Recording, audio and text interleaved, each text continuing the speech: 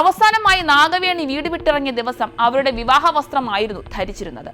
ദേഹമാസകലം സ്വർണ്ണാഭരണങ്ങളും ഉണ്ടായിരുന്നു. പതിവിലധികം ആഭരണങ്ങൾ ധരിച്ച തന്റെ ഭാര്യയെ അയാൾ ശ്രദ്ധിച്ചിരുന്നു. പക്ഷെ അയാൾ ഒന്നും ചോദിക്കാൻ മുതിർന്നിരുന്നില്ല. മരണം സംഭവിച്ച ക്ഷേത്ര പരിസരങ്ങളിൽ വിശദമായ അന്വേഷണം നടത്തിയെങ്കിലും പ്രതിയിലേക്ക് എത്താൻ പാകത്തിന് യാതൊരു തെളിവും ലഭ്യമായില്ല. സമാനമായ സംഭവങ്ങൾ മറ്റെവിടെയെങ്കിലും നടന്നിട്ടുണ്ടോ എന്നറിയാൻ പ്രദേശത്തെ എല്ലാ പോലീസ് സ്റ്റേഷനിലേക്കും വിവരം കൈമാറി. ദിവസങ്ങൾക്കകം ലഭിച്ച റിപ്പോർട്ട് ഞെട്ടിപ്പിക്കുന്നതായിരുന്നു. മാസങ്ങൾക്കിടയിൽ കർണാടകയുടെ വിവിധ ഭാഗങ്ങളിലായി 4 സ്ത്രീകൾ സൈന്യയുടെ ഉള്ളിൽ ചെന്ന് മരണപ്പെട്ടതായി കണ്ടെത്തി. എല്ലാ മരണങ്ങളിലും ഏതെങ്കിലും ക്ഷേത്ര പരിസരങ്ങളിൽ നിന്നാണ് സംഭവിച്ചിട്ടുള്ളത്. പ്രതിയെന്ന് സംശയിക്കുന്ന ആരെയും ഇതുവരെ പിടികൂടിയിട്ടുമില്ല. സംഭവത്തിന്റെ ഗൗരവം മനസ്സിലാക്കി കർണാടക പോലീസ് പഴുതടച്ച് അന്വേഷിക്കാൻ തുടങ്ങി. മൊത്തം 6 മരണങ്ങൾ. എല്ലാ മരണങ്ങളും 1999-നും 2007-നും ഇടയിലുള്ള കാലത്താണ് നടന്നിരിക്കുന്നത്.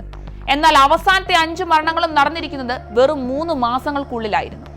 ആത്മഹത്യ എന്ന നിഗമനങ്ങളിൽ എഴുതി തള്ളപ്പെട്ടതായിരുന്നു ഓരോ കേസും. 2006 ഡിസംബർ 9 ബാംഗ്ലൂർ സിറ്റി പോലീസ് സ്റ്റേഷനിൽ ശങ്കർ എന്ന പേരുള്ള ഒരാൾ ഡിസംബർ 7 മുതൽ തന്റെ ഭാര്യയെ കാണാനില്ലെന്ന പരാതിയുമായി എത്തി. വൈകാതെ പോലീസ് സ്റ്റേഷന് സമീപത്തുള്ള നാരായണ ആശ്രമത്തിൽ നിന്നും ഒരു സ്ത്രീയുടെ മൃതദേഹവും കണ്ടെത്തി. ശങ്കറിന്റെ ഭാര്യയായ രേണുകയായിരുന്നു അത്. സൈനയുടെ ഉള്ളിൽ ചെന്ന് തന്നെയായിരുന്നു രേണുകയുടെയും മരണം. മരണപ്പെട്ട സ്ത്രീകളിലെല്ലാം തന്നെ പോലീസിന് ചില സമാനതകൾ കണ്ടെത്തി. കൊല്ലപ്പെട്ടവരെല്ലാം ധനിക കുടുംബത്തിൽ നിന്നുള്ളവരായിരുന്നു, കടുത്ത ഈശ്വര ഭക്തരും.